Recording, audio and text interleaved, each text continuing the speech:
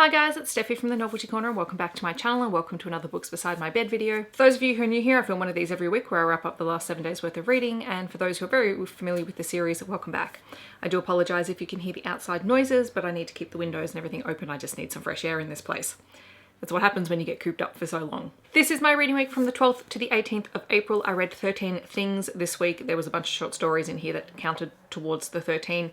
One of the books that I read was YA. Everything else was an adult story. I read a total of 2,876 pages and my yearly reading total is up to 135 books. The only readathon reading challenge that I participated in this week was really Romanceopoly, and I ticked a few more spaces off my Romanceopoly board.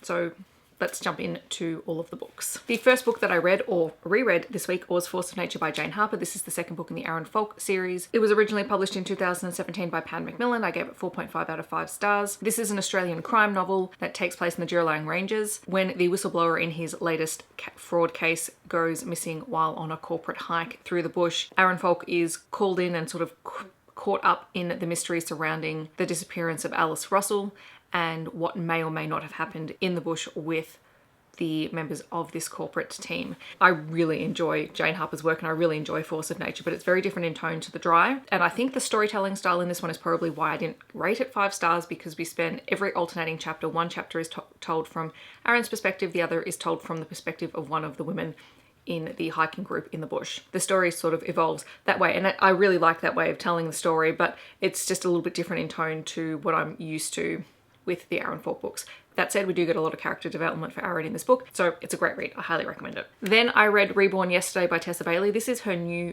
book slash series. I think the series is called Phenomenal Fate. This is the first book. It is a 2020 release on Kindle. I gave it 4 out of 5 stars. It is basically like her answer to Twilight, is probably the best way I can describe it. So it's kind of cheesy, but a lot of fun with vampires. The main character, Ginny Lynn, is a funeral home director. She inherited it from her father, and so she keeps running it in his memory. One day she is working on a body on her embalming table when he sits up and starts talking to her, and this would probably freak out most people. Ginny sort of takes it in her stride and tries to work out what is going on and why he's ended up that way, and obviously it's revealed later on that he is a vampire. And when Jonas, the vampire, is about to take her memories of him so that she doesn't remember the encounter, she lets slip that she's in danger, and sort of the story goes from there, and the two form a relationship. And like I said, it's very Twilight-esque in sort of just that it's very lighthearted. It's not a complex sort of urban fantasy world. It just happens to have vampires in it,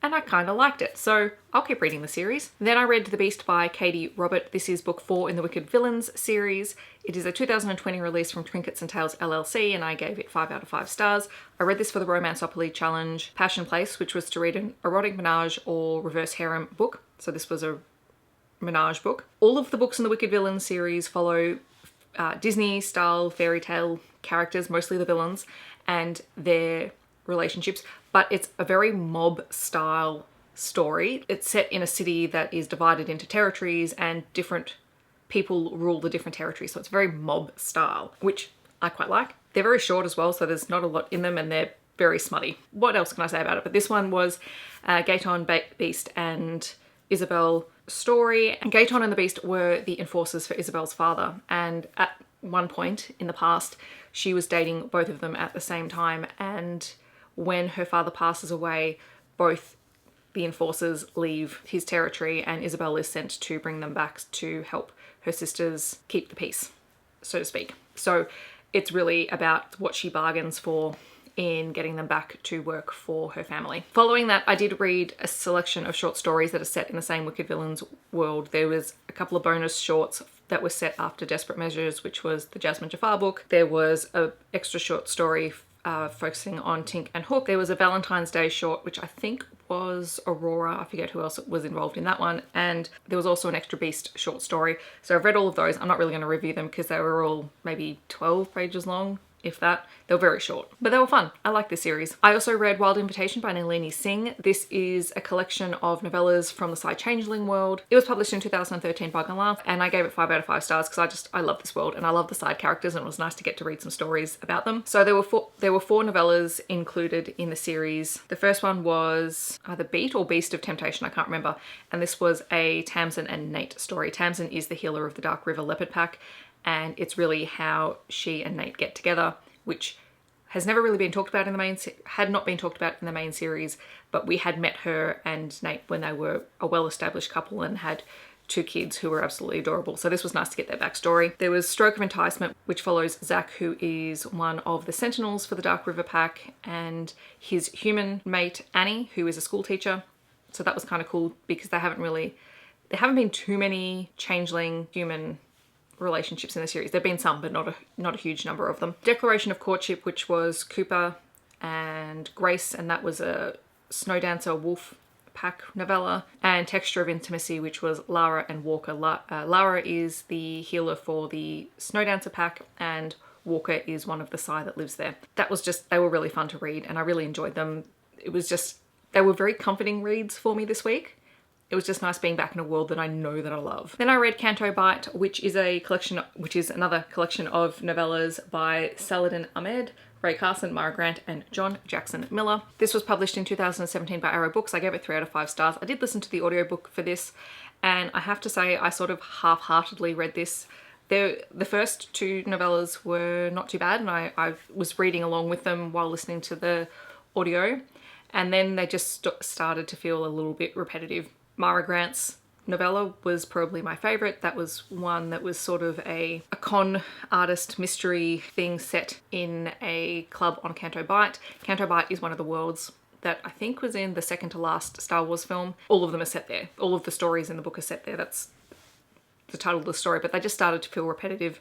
There wasn't anything new that was introduced, so yeah, this one was just okay. I also read Prison Planet Barbarian by Ruby Dixon, which was a 2017 release from Kindle Unlimited. I gave it 3 out of 5 stars. It is as advertised. It is a short, smutty, sci-fi romance read.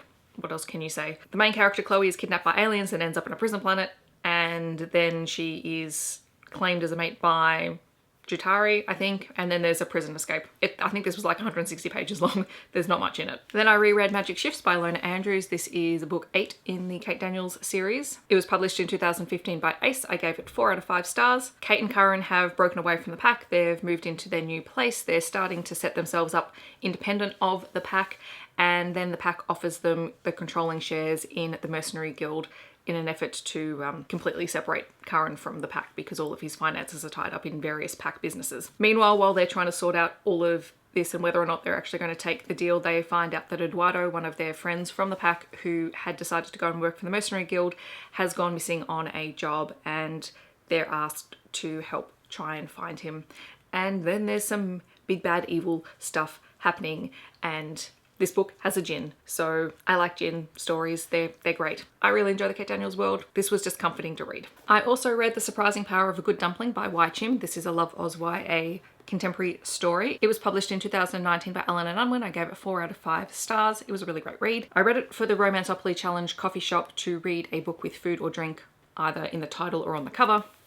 Dumplings. I probably should have had dumplings with me to eat while I was reading this book, but I didn't, so that's disappointing. This is the story of Anna Chu, who is 16 and she lives with her parents and her younger sister and younger brother. We discover that her father works in a restaurant and spends long hours there and often doesn't come home at night, and her mother spends most of the day in bed and won't get out of bed. So Anna is almost the primary caretaker of her siblings for a while, and then when her mother does get out of bed, things actually go from bad to worse, and we uncover sort of the depth of Anna's mother's mental illness and how everyone in the family copes with it. All the way through this, Anna is trying to find ways to also not be at home so that she doesn't have to deal with it, and so she starts to work for her father over the school holidays. While she's there, she starts a relationship with her father's new delivery boy. And Rory is 10 kinds of adorable and has his own mental illness story that you get in, that comes as part of his backstory, which I thought was really well handled.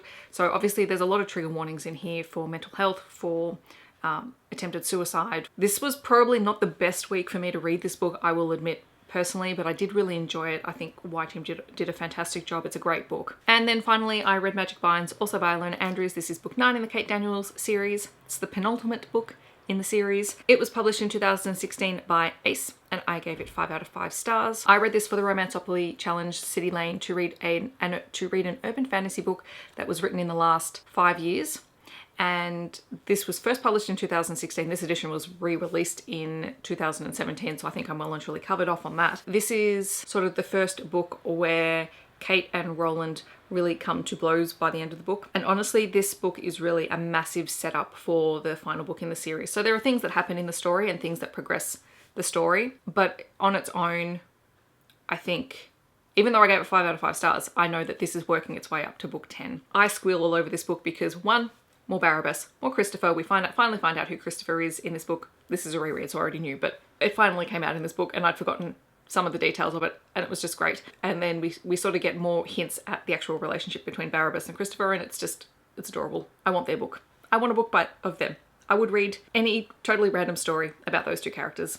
Just putting it out there. You get more Roman in this book. Roman is asked to officiate Kate and Karen's wedding, and he is just hilarious. He's the priest of a black god, and he's officiating a wedding. There is a wedding, and there is also a baby. Not Kate's baby. Someone else's baby. But it's great, and I really love that series. So those are all the books that I read in the last 7 days. In the comments below, let me know if you have read any of these books or if you're planning on reading them in the future. Alternatively, feel free to let me know what you are reading or what is on your TBR this week. I know that the reading rush has been on, and I'm not technically participating in it just because I've got other things that I'm reading and other challenges that I'm doing. But if you are participating in that, I'd love to know what your TBRs are for it, because I think it's a great idea and the prompts were really fantastic this time around. I hope that wherever you're in the world, you're having a wonderful day, and I'll catch you guys in my next video. Thanks so much for watching. Bye guys.